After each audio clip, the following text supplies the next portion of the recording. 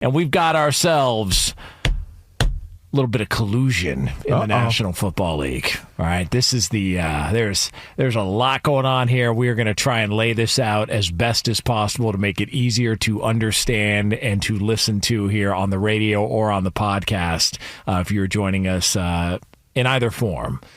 Pablo Torre got a hold of the court documents that the NFL and NFLPA did not want out. They did not want these court documents out. Did not want them out. Somehow he got a hold of them from a closed-door meeting from last year. It involved people such as Roger Goodell, Lamar Jackson, Kyler Murray, Russell Wilson, former members of the NFLPA, and some NFL owners as well, too, because the NFLPA brought a grievance against the NFL claiming collusion, with Roger Goodell reportedly encouraging all 32 teams to reduce contract guarantees for veteran players at the March 2022 owners' meetings. Now, this was in response to the Deshaun Watson contract that everybody sort of maybe panicked a little bit. Of course they did. Yeah, we can't let this happen.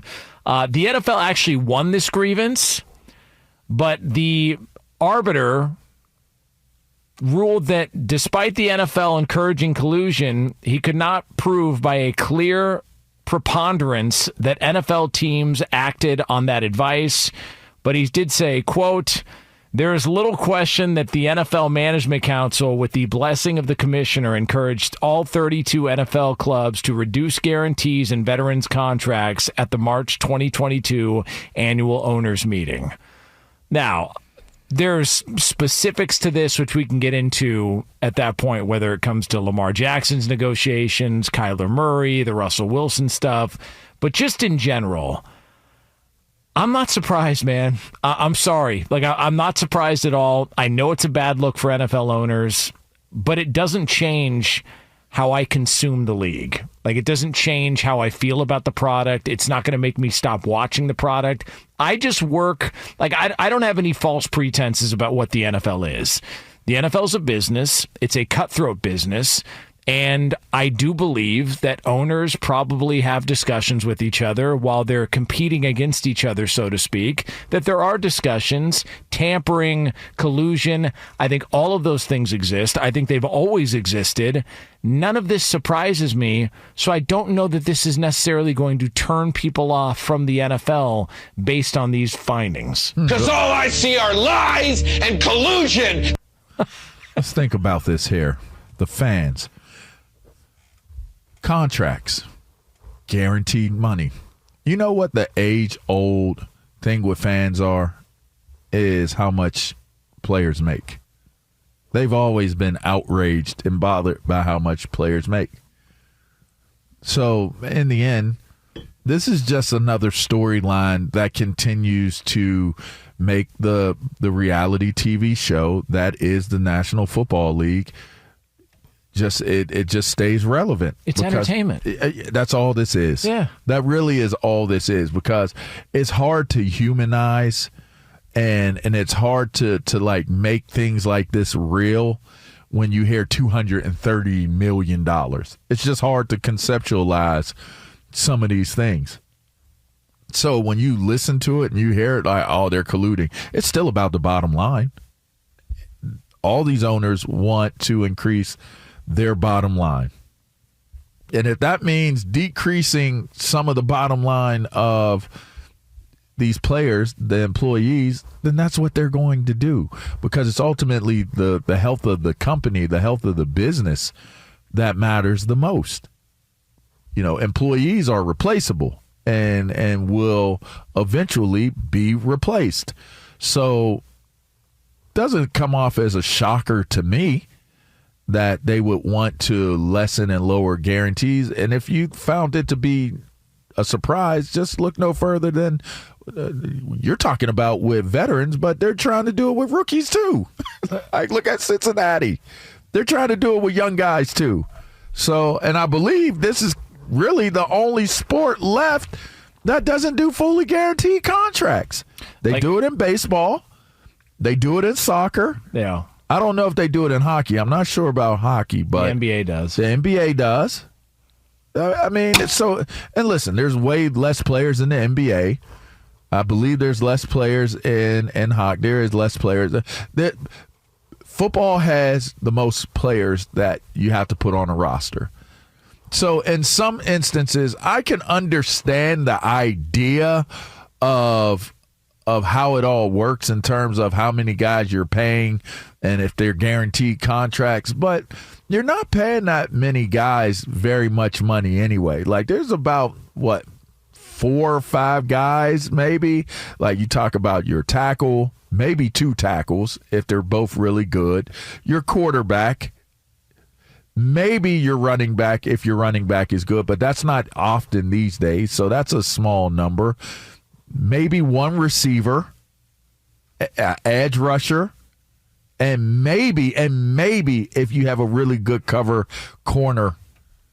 You don't really hear safeties too often. Every once in a while you'll hear safeties get money, but you want to pay the guy who can get to the quarterback. You want to pay the guy who is the quarterback. You want to pay the guy who's catching the ball from the quarterback, and you want to pay the guy who's protecting them. So in theory, you're only really paying 4 guys on your team. 4. 5 at the most. So it's not like they're paying that many people these crazy-ass contracts. But if you spread that across a 53, 54-man roster, how many of those guys are you guaranteeing? Are all these contracts guaranteed? To me, that's where the slope gets a little slippery because if you're talking big contracts, like, okay, Deshaun Watson contract, name a quarterback around the league, right? Jayden Daniels' next contract, or even Patrick Mahomes' next contract. You're still only talking 1 player. If it's being limited to literally just the big name, big time contract players, you're literally only talking about 1 player per team. So I don't know how it plays out in terms of with the PA and colluding and this and that and the other, because everybody's not getting guaranteed contracts. Like one of the detail, and look, Pablo Torre did a phenomenal job getting this stuff, and he goes all in on his coverage and investigations of whether it was the Belichick stuff or that. Like he's done like a really incredible job of getting this information, getting a hold of it. Mike Florio was along as well too, and they did a great job breaking it all down on his podcast. But one of the details is from the Kyler Murray discussion, where Kyler Murray's contract gets done. Michael Bidwell, the owner of the Cardinals, and Dean Spanos of the Chargers had a text conversation. And Dean Spanos is congratulating Michael Bidwell. Michael Bidwell's, happy because I think you're going to like, what this contract looks like, because it's going to, help you when you're trying to get your deal done with your quarterback and all this stuff. And it's clear, like by definition, yeah, that could be considered collusion. I don't know that anybody's surprised by this. Like I don't know that anybody looks at this and goes, "Oh man, that's enough NFL for me. I can't deal with this any longer."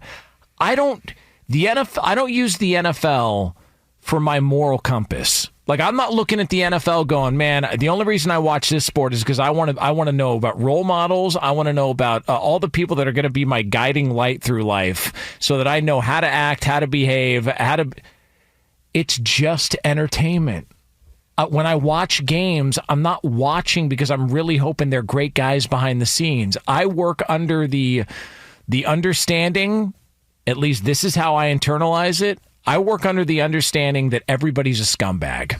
Dang. I'm sorry. Like everybody's got a little bit of scumbag in them. Some of them are a little bit more out in the open. Some of them aren't. And maybe that's just growing up in L.A. and seeing celebrities and hearing stories about celebrities and what they're really like behind the scenes. That's fair. I don't care that the owners are colluding with each other for guaranteed contracts. Players are still signing the contracts. They're still accepting of what the NFL has to offer. To me, this is all, it's an interesting story. It's fascinating. There's different details from each that we can go through. I just don't know that this changes anybody's perception of the NFL, specifically mine.